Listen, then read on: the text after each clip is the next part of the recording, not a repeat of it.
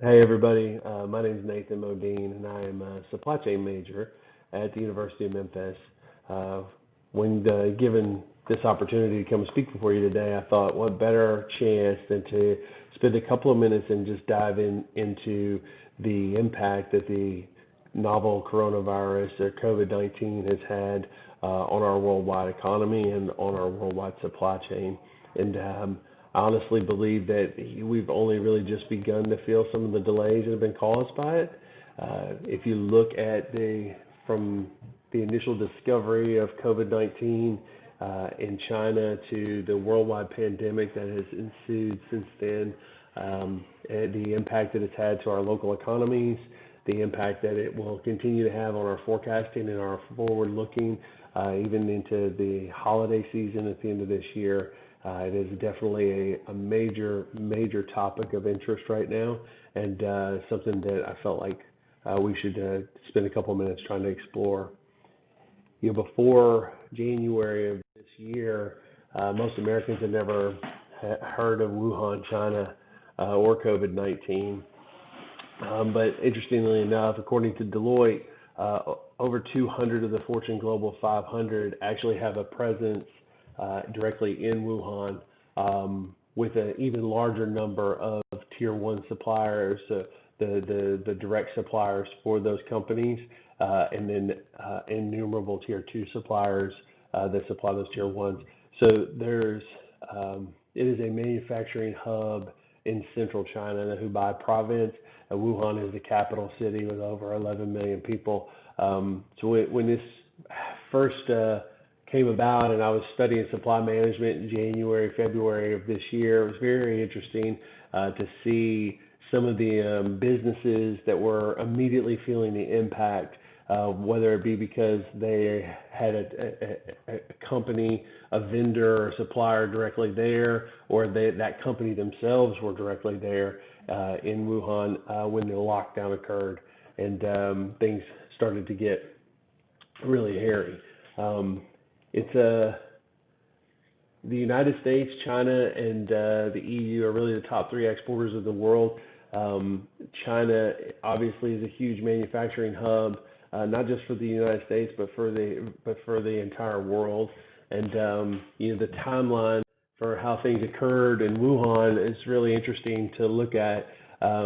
There's a propensity, if you will, for factory workers to go into the city, and they basically live on campus. They work and they live at the facility, and then periodically they go back to their homes and their families out in the more rural areas around the city. So there's a lot of people in the city, but not a lot of people actually live there year round. One of the big times of year that everybody gets away is for Lunar New Year, Chinese New Year, which happens right at the end of January, first part of February every year. This particular year, it actually happened right at or around the same time as the global pandemic was just starting to take off.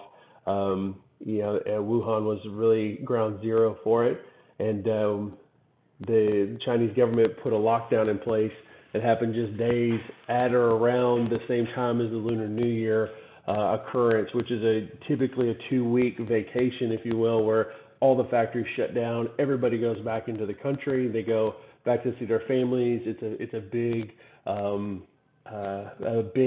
event that happens every year in China. And so there were people that got locked out of the city and were not allowed to come back in. There were people that were locked in the city and were not allowed to get out.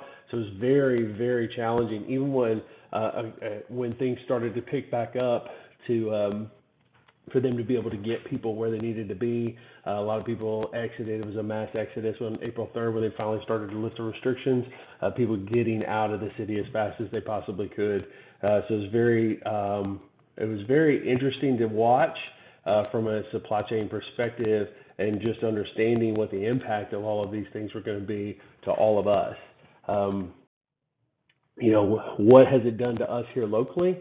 Well, the big thing that I would say is obviously, because we're not a manufacturing center here in the U.S., we really rely a lot on the service and healthcare industries, and both of them have been heavily disrupted as a result of the coronavirus. We have more cases here now than any place else in the world, and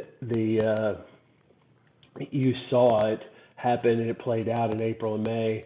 Um, no toilet paper, no paper towels, no lots of places running out of ground beef and running out of pork and running out of just staples that you never would have considered. Cleaning supplies, being able to find Clorox wipes, any number of different things that because of these shutdowns that are occurring, it's causing it was causing erratic behavior from consumers, but two, it was also making it very, very difficult to restock and replenish. And on the service side of things, retailers, restaurants, salons, movie theaters, all of these places were shut down because of social distancing rules and that sort of thing. And as reopening begins to occur, we've got this new norm now that we've got to learn how to live inside of, with enhanced cleaning measures and social distancing and face masks and all of these other things.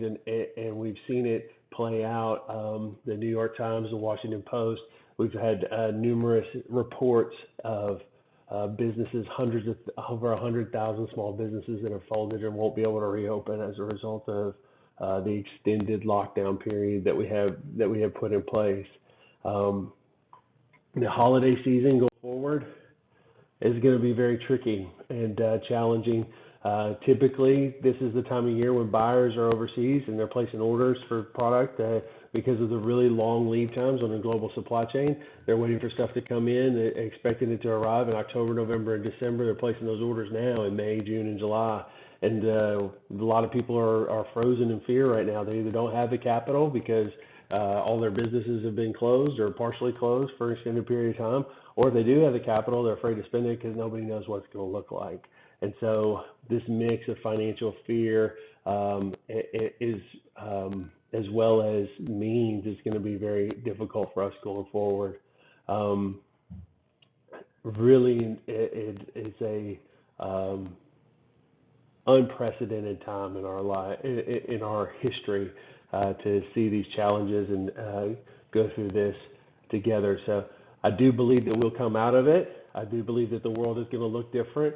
I think that this may be the death of brick and mortar retail as we know it. It may be something that changes our lives forever.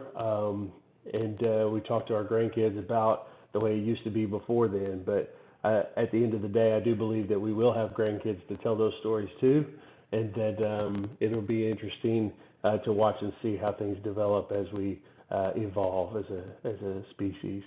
Thank you.